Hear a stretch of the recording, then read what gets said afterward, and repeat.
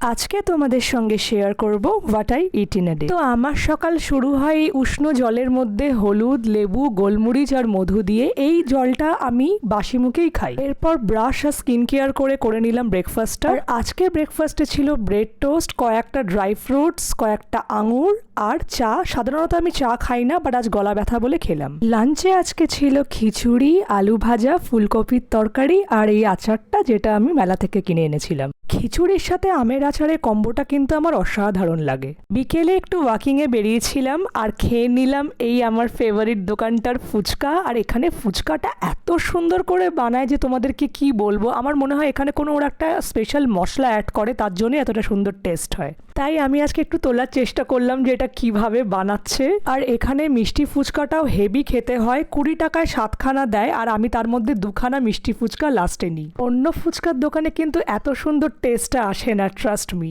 আর এরপর খেয়ে নিলাম একটা এগ রোল, আর এটা দিয়েই আমার আজকে ডিনারটা আমি সারলাম।